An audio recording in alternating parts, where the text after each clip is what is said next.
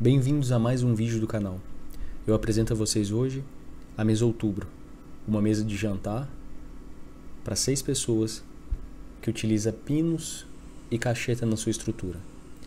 O tampo, as travessas transversais e os pés são em pinos e as travessas longitudinais são em cacheta. Por que eu resolvi narrar esse vídeo para vocês? Geralmente eu apenas apresento o vídeo com o passo a passo da construção.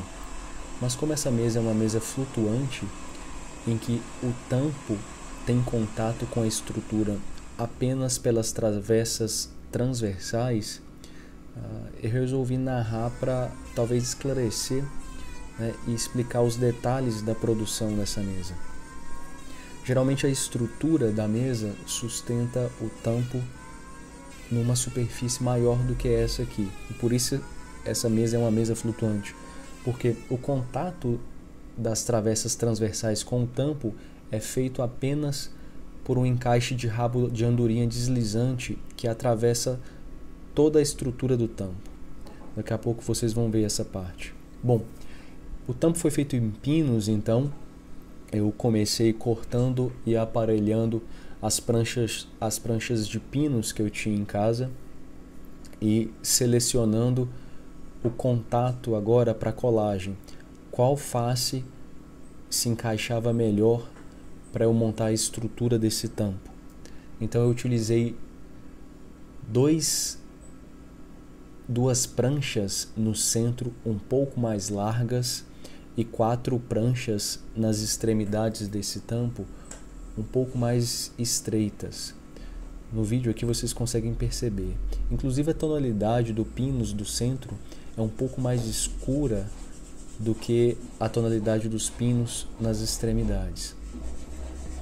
Como as peças precisaram ser aparelhadas, eu não comprei já na madeireira aparelhada, eu tive que fazer todo o processo de esquadria.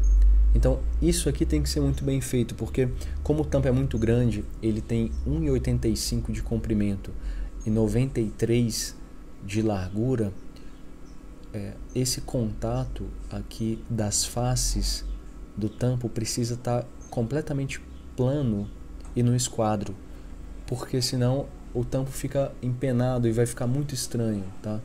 Ele, apesar de ser de pinos, ele ficou um tampo pesado, então ele precisava estar muito bem estruturado. Como é que eu fiz a ligação desse tampo, né? Qual cola eu utilizei?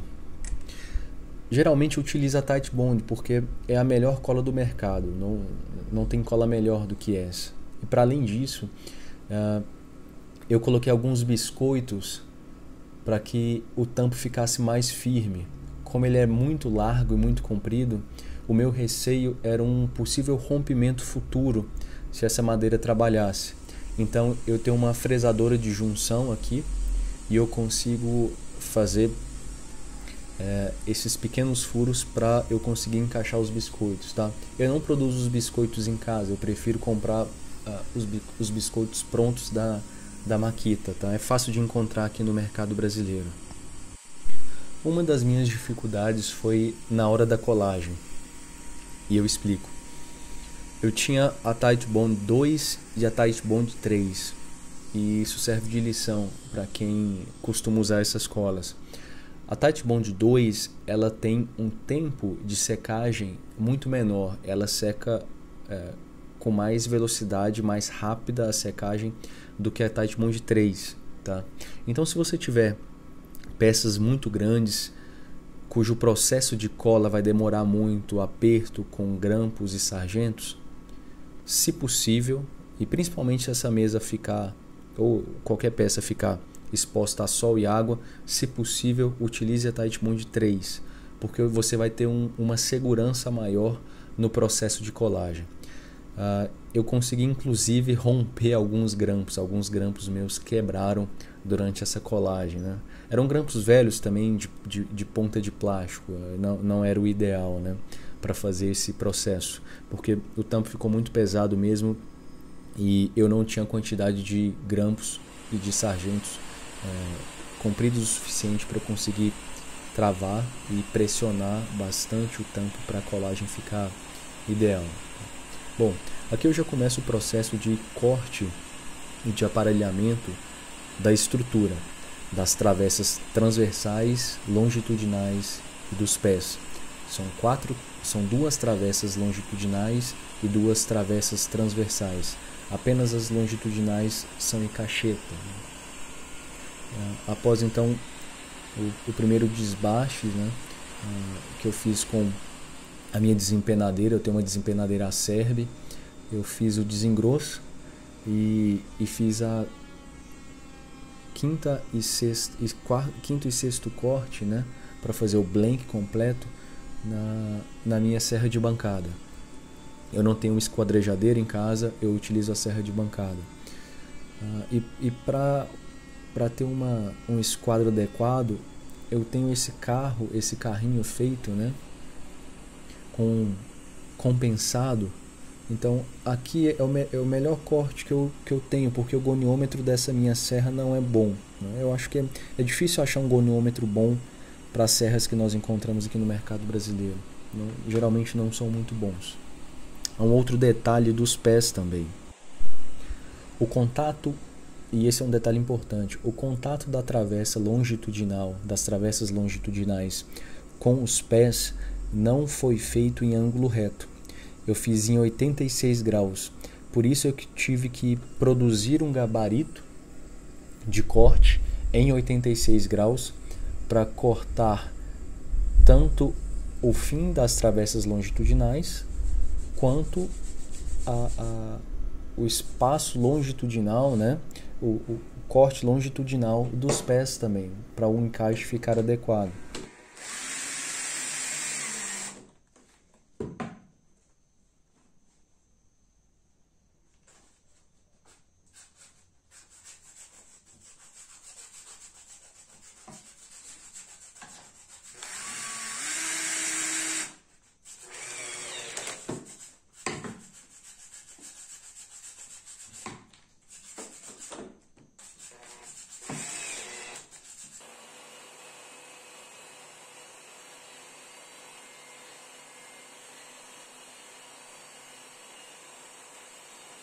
Depois, o contato das travessas transversais com as longitudinais eu decidi fazer em meia madeira.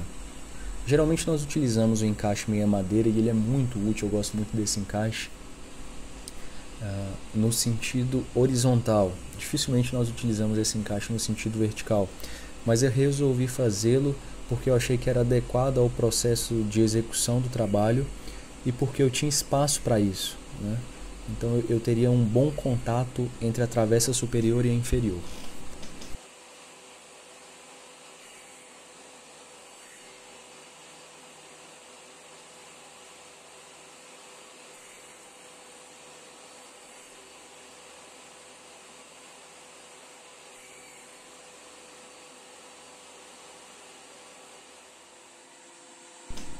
Bom, após esse processo, o próximo foi a produção do encaixe de rabo de andorinha entre o tampo e as travessas transversais. E esse certamente foi o maior detalhe desse projeto aqui, né? O espaço era muito grande, então quanto maior o espaço de deslizamento que você tem no rabo de andorinha, mais difícil é o processo de execução, porque qualquer empenamento ou qualquer corte desnivelado, você vai ter um problema no encaixe. Dificilmente a peça vai entrar, né? O tampo foi finalizado, os pequenos detalhes, né, foram finalizados à mão mesmo. Não é impossível você ter uma máquina, pelo menos eu desconheço no Brasil algum desengrosso que tenha a capacidade de 1 metro de largura. Se alguém souber de algum desengrosso, alguma máquina industrial aqui no Brasil que tenha, comente aqui embaixo. Tá, deixa aqui nos comentários. Então eu não consigo encontrar nenhum acabamento melhor realmente do que o acabamento manual. O acabamento das plâminas manuais é o melhor que existe, né? Aqui nós temos o processo da parte de entrada do rabo de andorinha, né?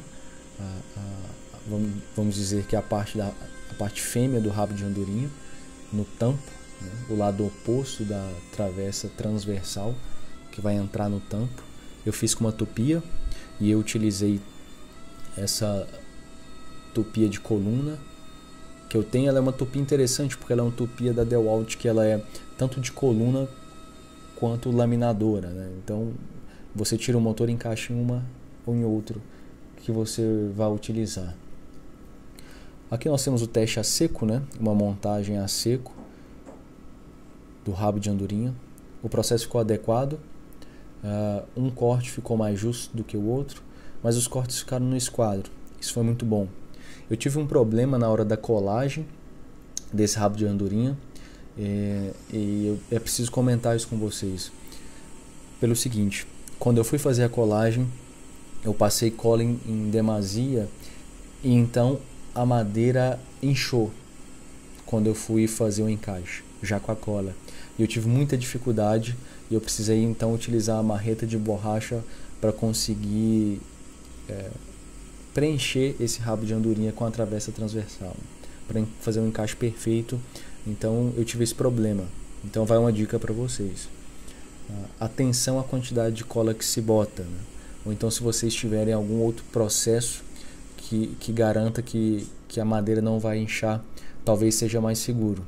E principalmente a cola que você vai usar, porque repetindo o que eu falei no começo, a Titebond 2 tem uma colagem muito rápida. Para objetos muito grandes e para colagens muito grandes, eu recomendo ou a 1, a Titebond 1, ou então a Titebond 3. Vocês vão ter mais segurança novamente no processo. Aqui eu estou terminando então o processo de colagem, né? O processo de colagem já tá adequado, já está seco. E eu deixei mais de 24 horas. Não é necessário deixar 24 horas para você tirar, mas como estava um clima muito chuvoso aqui, eu resolvi deixar. Eu fiz 2 chanfros no tampo, tá? Com uma tupia laminadora. Eu fiz um chanfro inferior e um superior. O chanfro inferior ele ficou mais agudo. Ele tem um corte maior do que o superior. Achei que isso ficou interessante. Eu ia fazer só inferior, mas eu achei que esteticamente seria uma vantagem fazer os dois. E aqui está o processo que eu falei da colagem, tá? Da travessa transversal, que é o contato flutuante entre a estrutura e o tampo. Percebo que eu tenho certa dificuldade para fazer o encaixe, porque a madeira absorveu a umidade da cola, né? E aí eu tive dificuldade para empurrar essa travessa. Após a colagem do tampo, então, com as travessas, eu tenho o encaixe em meia madeira da estrutura dos pés e das travessas longitudinais com as travessas transversais. Esse foi um processo mais simples, né? Eu não colei, eu resolvi não colar essas travessas para uma futura troca de pés, caso seja necessário, né? Porque eu fiz um processo ali com uma cunha. Eu encaixei a meia madeira e depois coloquei a cunha para fazer o travamento. E eu achei que ficou adequado, assim. Aqui eu estou fazendo a parte final do processo, né? Eu estou finalizando o processo e eu acho que ficou um resultado interessante. Espero que vocês tenham gostado.